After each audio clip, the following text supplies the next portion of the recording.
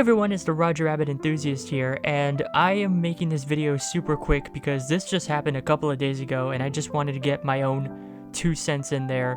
So, in case you haven't heard, Roger Rabbit has officially returned to his original creator. Author Gary K. Wolf has regained ownership of the Roger Rabbit IP and its entire cast of characters through the 35-year copyright revision clause, which is a legal provision that allows creators to reclaim their work decades after selling it.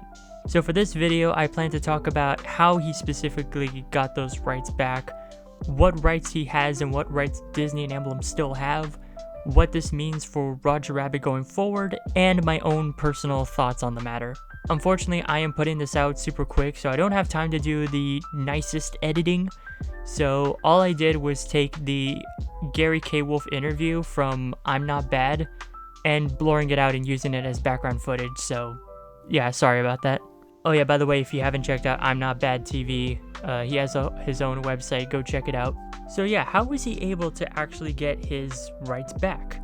So the way Gary K. Wolf was able to get back those rights was through the 35-year copyright reversal clause, which gives authors a one-time opportunity to terminate a grant of copyright after 35 years. Now, the reason this clause was even created in the first place is because the 1976 Copyright Act recognized that many creators signed away rights early in their careers for little money before their works become valuable. So this rule gives authors a second bite at the apple, a chance to renegotiate or reclaim ownership decades later. So in Gary K. Wolf's case, in 1983, he assigned the film and character rights for Who Censored Roger Rabbit to Disney. And roughly 35 to 40 years later, he filed a termination notice and used Section 203 to reclaim those rights. And what's surprising is that Disney didn't really put up a fight. He was able to get the rights back pretty easily. But here's the thing, even though it says that the rights go back to him, not all of them. There's a little mix-up in all of this, it's not super clear, but here's the general summary, that while he has the characters and books back, there are several important limitations or rights still held by Disney Emblem, based on reporting. So Disney and Emblem still retain the rights to the existing film version of Roger Rabbit and the versions of the characters they created, meaning the specific design, the film look, the character traits as manifest in the film, remain with Disney. So while he owns Roger Rabbit back, it wasn't exactly the movie version that everyone knows. It's more of the book version. So while Wolf got back the original novel text, the underlying characters as originally conceived in the book, and he gets to create new works going forward with those characters, the 1988 film version of those characters is still somewhat owned by Disney and Emblem. So the precise scope of this is still unanswered, but that's most of the information we got. So what does this mean going forward? Well, Gary K. Wolf gets to do his own Roger Rabbit projects without the permission of Disney or Emblem, and he already has a plan to do a live-action Jessica Rabbit movie based on his book Jessica Rabbit: A Serious Business, which I have not read, so I don't know if this would be amazing or not. I'll have to check it out for myself. And he doesn't have to work specifically with Disney. If he decided he wanted to make a Roger Rabbit project with Warner Bros. Or Netflix or whoever, he is allowed to do that. And also, if he wanted to do a movie adaptation of Who Censored Roger Rabbit that's more close to the novel than the movie was, then he's able to do that. That's on the table. But let's not mince words here. Despite what I'm saying, Gary K. Wolf still has a very good relationship with Disney. There's no bitterness or spite towards one side or the other. He likes Disney and he wants to still work closely with them for more Roger Rabbit projects, which actually leads me to my next point, discussing Roger Rabbit's cartoon spin. A lot of people were worried about this ride when this was announced because they thought, what's going to happen to it? This dark ride that's at both Disneyland and Tokyo Disneyland. If Gary K. Wolf has the rights, does the ride still stay there? Well, I think with Gary and Disney still being on good terms, I think the ride will stay for now, but I don't know for how long. Because Disney has tried to get rid of this ride not once, but twice, which I'll try to make a separate video on that someday.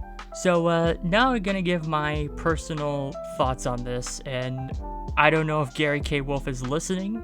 If he is, I'm just gonna say right now, Who Framed Roger Rabbit does not need a direct sequel. Alright, Who Framed Roger Rabbit is a perfect masterpiece of a movie as it is. It does not need a sequel. It doesn't need a remake. It doesn't need any of that. It's perfect as it is. Like, he can make Roger Rabbit projects if he wants to, like a TV show or a spin-off movie and stuff like that, but I don't want a direct sequel to Who Framed Roger Rabbit. It's fine as, it's perfect as it is. I would like to see more of the Roger Rabbit shorts, you know, like Tummy Trouble, Roller Coaster Rabbit Trail Mix-Up. Those were fun. I'd be happy to see more, especially since, you know, some of them were canceled in development, specifically Hair in My Soup. I'd like to see that come to fruition. Gary K. Wolf, if you're listening to this, if you want to do another live-action animation hybrid and you want to keep that 2D animation while still having that breathtaking, like, moving the camera and having shadows and making the characters look like they're really there, get James Baxter, all right? For those of you who don't know, James Baxter, he's this amazing 2D animator that worked on the original Who Framed Roger Rabbit, and he is a master of animating 2D characters moving in perspective with the camera moving. He is so amazing at it. He is basically as close as to Richard Williams' quality as you can get. So, Gary K. Wolf, if you're listening and you need an animation director for your next Roger Rabbit project, get James Baxter as your animation director. Please get him. Also, one more tidbit. This is just a one-off thing, but during the interview, he said that he wanted to bring back the cartoon shoe that got dipped in the movie. He wanted to bring him back and have him be alive, which, on the one hand, I understand you want to bring the character back because, you know, it was very sad to see him die, and bringing him back would make everyone happy. But at the same time, it would kind of undermine his death, right? Like, the reason why the shoe worked so well in the movie was because, again, it was there to demonstrate how dangerous the dip was, and, like, it was the only way to kill a Toon. And by bringing him back, that's just cheating death. It doesn't make it as impactful or meaningful anymore. So, I'm sorry, Gary K. Wolf, but keep the shoe dead. I'm sorry. Just please keep him dead. And yeah, those are my final thoughts. And I'd like to know, leave in the comments what you think of this whole situation and what's going on, and what you hope for the future of Roger Rabbit will be. We're in a very exciting time because now it seems like more than ever we're gonna get more and more Roger Rabbit projects. So who knows what the future will hold? Well, but anyway, thank you guys so much for watching. Please sure to leave a like and subscribe for more Roger Rabbit content. It would really help out the channel. And I'll see you next time.